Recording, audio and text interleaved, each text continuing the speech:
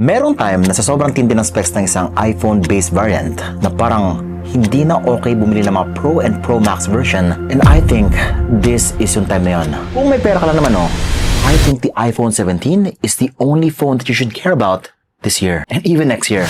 Well, syempre naman, si MKBHD sabi niya ito yung kanyang pinaka-okay na MVP phone of the year. Marami na sabi na ito yung pinaka-okay na cellphone to buy this year. Hindi ba Poco F8 Ultra, Vince? For most people, F8 Ultra. Pero kung may pera talaga, ito na naman yun. Ano ba meron dito? The iPhone 17 has the Apple A19 chip. Ito, 2 million points ang to benchmark. Wala na. After 2 to 3 years, mabilis pa rin to. And for the first time ever, hindi na po siya 128 GB for the base. 256 GB na po yan. Double the storage. Yung display, finally, flagship na. OLED display.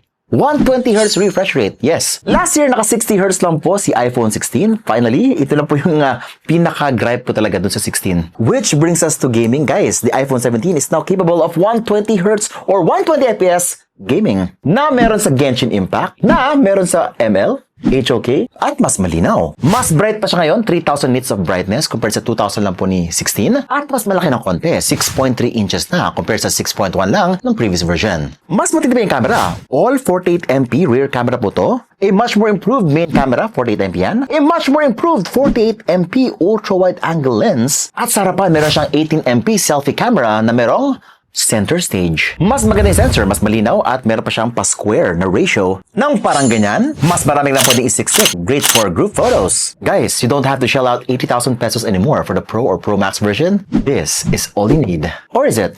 Tignan natin kung okay ba talaga siya. Ako si Vince, you're watching Unbox Diaries. Ooh! So, ang binili ko is yung black color. Kasi, poging-pogi siya. I don't know, parang sa Philippines, gustong-gusto natin yung mga black na cellphone. Although meron siya yung green color, no? Maganda rin po yun. Subjective naman yan. Pero, oh my God, ang ganda. Wow! This is a beautiful, beautiful phone. Pero kung pa rin niya si, 16, no? Siyempre, Type-C cable, at SIM ejector pin, at yun na po, ang laman ng box. Marami naman ng pera Bili ka lang ng charger at ng MagSafe at ng earbuds. Walang headphone jack to. Here we go! Well, actually, na-unbox ko na talaga to. Na-setup na at na-experience. Guys, this is actually a review. Gusto ko na pala sa inyo yung unboxing niya. So, this is the iPhone 17. Probably the most exciting phone of the year. Kung nagbabalak ka mag-upgrade ngayon from the iPhone 13, 14, 15, or even the 15, this is a huge jump. In fact, pumunta sa website ni Apple. Guys, meron po siyang dedicated portion for compare. Yes, talagang nilagay niya comparison between the iPhone 13, 14, and 15. Sa sobrang confident nila sa specs itong bagong iPhone 17. Ayan umabot siya ng double the speed, up to 50% processing speed, 2.1 times the graphics ng iPhone 13. In short, this is a huge jump from the iPhone 13 or 14.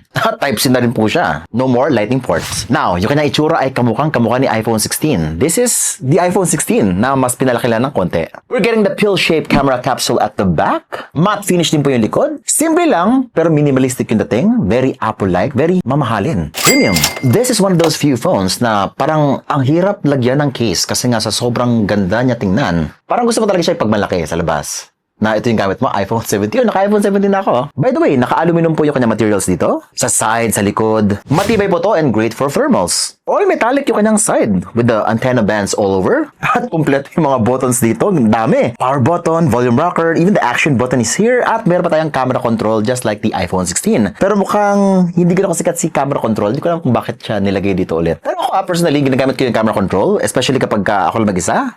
Or nag-group photo kami. Ayaw kasing i-gagano'n pa. So parang hold ko lang yan, magbubukas na yung camera, and gano'n kadali. Pero Vince, pwede naman yung volume rocker Hindi, awkward kasi kapag volume rocker no? Ang hirap. Tsaka hindi mo mabubuksan yung camera app, guys. Sa volume rocker lang. Ito kasi, hold mo lang yan. Oh, di ba? Shortcut. Madali lang. Yun kasi yun. Pero Vince, parang wala bang bago sa kanyang itsura ngayon? Siguro ang bago lang sa kanya is yung kanyang accessories, no? Kasi nga, this year, naglabas na po ng mga lifestyle accessories si Apple na para sa mga iPhone 17. For example, yung strap. Ayun. Lagyan mo to ng casing, tapos sa ilalim may strap. Pwede mo na siyang isuot ng ganyan sa gilid. Now, it's a lifestyle device. Ngayon, mukha na po siyang part ng inyong outfit. OOTD na po siya. Nice. Wala akong masabi sa itsura niya. Talagang pogi, elegante, premium, isa sa mga pinaka-poging cellphone this year. Pero, it's not perfect. Kung meron lang siguro ako dadagdag sa kanya, siguro yung kanyang size. 6.3 inches lang kasi. Guys, ako kasi nasanay na ako sa malalaking phone. Kung galing ka sa Android phone na malaki, mataba, malapad, 6.9 or 6.7 inches is huge. Marami ka pwede makita. Nakaka-immerse yun. But for 6.3 inches, well, ito naman kasi, manipis yung bezels niya, so parang mukhang malapad pa rin siya or matangkad. Yung nga lang nakukulangan ako. If we compare it side by side sa iPhone 17 Pro Max or 16 Pro Max, ganito po yung difference ng dalawa. Napakalaki, 6.9 inches, ganito po yung itsura nun. Mas immersive, mas marami ka pwede makita. Yun lang, wala ng Plus version this year. Tinanggalan nila, nagginawa na lang iPhone Air. And based sa data, parang hindi gano'n kasikat si iPhone 17 Air. Parang mas okay talaga na ginawa na lang iPhone 17 Plus. At yun na naman, malito naman yun. Walang problema yan. Ang mahalaga, we're getting a much more improved display this time around. Now for me, this is a true flagship display. Almost identical, almost 99% the iPhone 17 Pro Max po to. Same Super Retina XDR display, OLED na po to. Same brightness, 3000 nits. Same 120Hz Pro Motion display. Siguro mas sharp na lang ng konti si iPhone 17 Pro Max kasi mas mataas yung resolution ng konti. Konti-konti na naman kasi mas malaki yung screen. But this is godsend for most people na gustong bumili ng isang flagship. Hindi mo na kailangan ng 80K na cellphone, guys. Lahat ng flagship features, andito na. Now with ProMotion included, kung nga nanggaling ka sa iPhone 13, 14, 15, 16, mapapansin mo na para mas smooth na tingnan yung display. Pag na-navigate ka sa home screen, up and down, left and right, sa Facebook, guys, swabing-swabe na siya tingnan ngayon. Now, hindi ba OA kasi may mga ibang tao dyan na nanggaling talaga sa iPhone 13 for so long or iPhone 11 for so long, hindi sila nag-Android talaga. So meaning, this is something na bago sa kanila. 120Hz refresh rate. Ang feeling ay parang sobrang smooth niya, sobrang bilis ng inyong cellphone. But this is most useful sa gaming. Kung isang gamer, ito yung parang matagal mo nang gusto talaga na feature sa isang base variant ng iPhone. Kung pro player ka, kung mahilig ka sa jungle, fast hands ka talaga, kailangan mo ng something na 120Hz or 120 IPS na display para makasabay ka sa galawan ng inyong character. Madalas kasi, yung phone mismo yung bottleneck. Hindi na kaya ang umabot dun sa point na yun. But with this phone, it's unlocking new possibilities. Guys, ito HOK Ultra, meron na po. Yung nga lang, no, sa ML, napansin ko, as of this recording, Ultra graphics lang siya at super refresh rate. Kaya po mag-ultra frame rates, guys. Walang problema dapat to. Pero medyo mabagal na siguro si ML or si Munton. Hindi pa nag-uusap yung dalawa. Kulang sa bayad, Pero yun, ito na po yung itsura niya. Guys, maninibag ako na sobra dito when it comes to gameplay. Sobrang responsive. Sobrang smooth na tingnan ng gameplay dito. So, Genshin Impact ko. 120 FPS, yes. Bakit si Apple lang po, Apple devices lang po ang merong 120 FPS sa Genshin? And finally, sa base variant ng iPhone 17, meron na po siya dito. Guys, nagmumukhang walang kwenta dito si Poco or Poco F8 Ultra. Kasi nga, si Poco F8 Ultra, even though na umabot siya ng 3 million points sa Tutu benchmark, parang dyan cellphone umabot ng 3 million points sa Tutu benchmark. Pero, saan mo gagamitin yun kung hindi naman umabot ng 120 FPS ang gameplay mo sa Genshin Impact? When with this, kung isa naman big fan ng Genshin Impact, ano ito yung main reason kung ba't ka bibili ng isang gaming phone, then ayun, si Apple lang or iPad devices ang merong mga 120 FPS sa Genshin Impact. Meron kang exclusive advantage when it comes to Genshin Impact. At masarap yun sa feeling kung ganoon nga. Now with this, the gameplay is just a lot smoother. A lot more fluid in-game. But of course, syempre, hindi pa siya lagi 120 FPS, no? Kasi nga, with this, you need more performance talaga, but if you want the game to reach 120 FPS lagi. Sir Beans, medyo marami ako pera dito. Sa tingin mo mag-Pro Max na lang ako kaysa dito? Kung sa gaming, no, ang advantage lang po ni Pro and Pro Max is yung kanilang A19 Pro chip. Mas mabilis ng konti at meron pa siyang vapor chamber cooling. Which is mas maganda yung cooling ng Pro and Pro Max, guys. Which means mas matagal lang po siya uminit. Ayun. Pero uminit pa rin siya ng konti. Yun na naman. But based on my experience here, parang medyo hindi naman siya gano'ng kainit, guys. Huwag lang maglaro ng naka-charge. Ayun. Nainit talaga ng sobra. At napansin ko, umiinit talaga siya, lalo kapag wala ka aircon. Naglaro ko ng hapon, and guys, umiinit talaga siya na sobra. I think pretty much any iPhone na na-try ko, umiinit talaga. Pero hindi siya kasing lala ng mga previous versions. Yun na naman, no? iPhone 13 talaga, naglalag talaga siya. Lalo na kapag katanghali, yun ang napansin ko. iPhone 13, 14, 15, pangat talaga yung cooling ng mga iPhone na yun. It's safe to say this year, mas okay na po yung kanyang thermals. Yun nga lang, umiinit pa rin siya ng todo kapag mainit yung lugar nyo. Andun pa rin yun. Pero less likely lang siya mag-frame drops. Now, isa pa napansin ko is mas matagal maubos yung kanyang battery compared sa mga previous versions. Kasi nga, this year guys, wow, ang laking upgrade ito Plus 10 hours sa battery life. Guys, ito 30 hours of playback. I think 20 hours lang si iPhone 16. And still, it retains the same thickness, yung weight, halos the same lang, guys. Napansin ko rin sobrang bilis ng kanyang charging this time. Subukang lahat na mga kailangan mo for gaming ay andito na. This is a major jump in terms of performance, gaming, battery life, charging, yung mga essential talaga na kailangan mo. Yes, updated na po ito sa iOS 26. Latest na latest sa kanyang software. Meron din po siyang Apple Intelligence. Yung nga lang guys, hindi pa updated si Apple Intelligence. Napansin ko na hindi ko siya talaga ginagamit. Seryoso. Meron pong AI yung mga cellphone namin, but hindi naman nagagamit guys. Ano? Hindi kasi gano'n ka-advanced yung AI ni Apple. Hindi siya kasing advanced ni Samsung. Yun na naman. Oops. Wag mo na yan isama sa next nating flight. Guys, yung kanyang camera is just amazing. I think masyadong ginalingan ni Apple this time around for the base version. Pero yung marketing niya, di gano'n ka bongga for the base variant na. Pero guys, yung kanyang camera specs sa likod ay meron siyang 48MP dual fusion camera at the back. Ano yung dual fusion? Meron siyang mga extra algorithms, extra technology that helps with low light, helps with color, and HDR. Meron pa siyang 0.5x which gives you ultra-wide angle ng parang ganyan. Pero syempre, mas high-res na siya ngayon. Meaning, kapag nag-zoom in ka, hindi siya gano'n ka-blurred compared sa before. It gives more detail, better in low light, significantly better in low light po. Ito po yung itsura ng mga photos niya. Una-una, ultra-wide angle lens. Ito po yung itsura ng ultra-wide niya. Boom! Wow!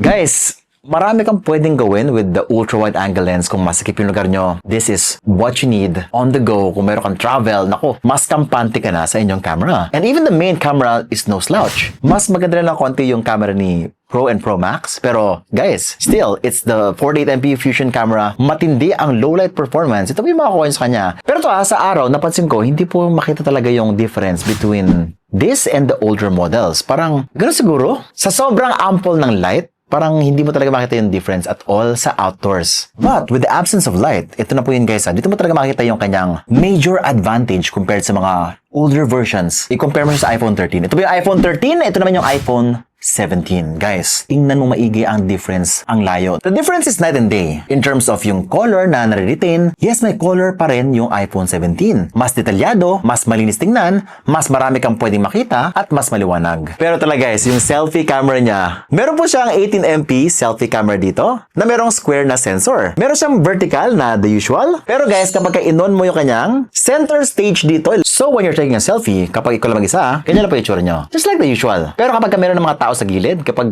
sobrang nasasagad na yung camera, mag-a-adjust po siya ng parang ganyan. Magiging square po siya. Oh, di ba? Nag-adjust siya. Parang magic ah. Tapos kapag nawala sila, babalik po siya dati. Parang mag-zoom in siya ulit. Oh, boom. Pwede mo naman siya i-manual kung gusto mo. Naka-auto lang siya sa before. Ayan, nagiging horizontal siya or nagiging square. At baka nakita nyo na to sa aking iPhone 17 Pro Max video. Guys, pwede ka na mag-center stage sa video. Guys, pwede ka na mag-record ng horizontal video habang naka-vertical yung inyong hawak ng ganyan. Hello guys, so ito na po siya. Naka-vertical tayo ng ganito ah. Pero horizontal yung ating kuha dito. Oh, boom! Kala nyo sa Pro Max lang. Meron din siya dito. Yun nga lang no, up to 2 times zoom lang siya. So, kung kailangan nyo talaga yung up to 4 times, up to 8 times zoom, kailangan nyo mag-upgrade sa Pro and Pro Max. Pero ito kasi, yung telephoto camera is a very niche feature or may mga select lang na people na kailangan na talaga itong mga features na to. Kung isa ka naman tao na hindi talaga mahilig sa portrait shots, for most people, okay na yung 2x zoom ah. Basta adjust ka na lang, lapit-lapit ka na lang ganyan kung gusto mo ng mas tight yung itsura. But kung photographer ka talaga na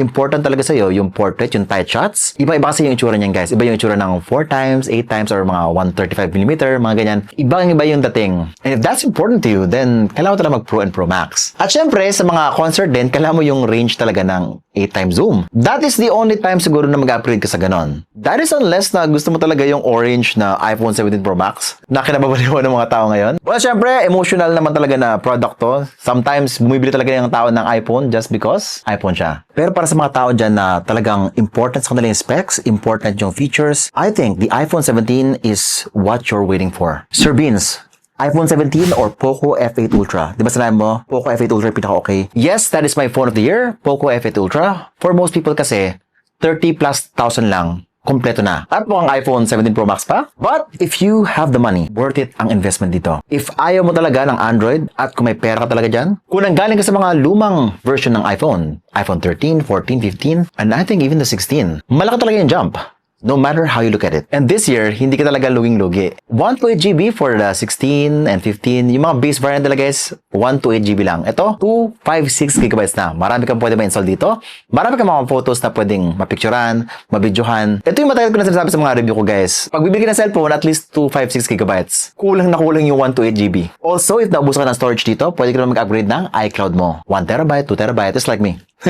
Kasi nga, kahit 2021 guys, meron pa rin akong mga photos dito. So, better performance, way better display, better camera, better battery, better storage. Lahat na lang andito sa bagong cellphone na to. And I think, if you're gonna upgrade this year, parang hindi ka na mag-upgrade after 3-4 years. This is the ultimate upgrade for this year. Meron ka lang pera. Sa tingin mo ba, may mas ganda pa dito? Let me know guys in the comments below. And as always, if you wanna see more reviews, unboxing videos, or a 3-month, 6-month review of the iPhone 17, mag-follow ka lang. Subscribe, hit the bell icon, so that you don't miss any of my great content. Sabihin sa watching Unbox Diaries. Ooh.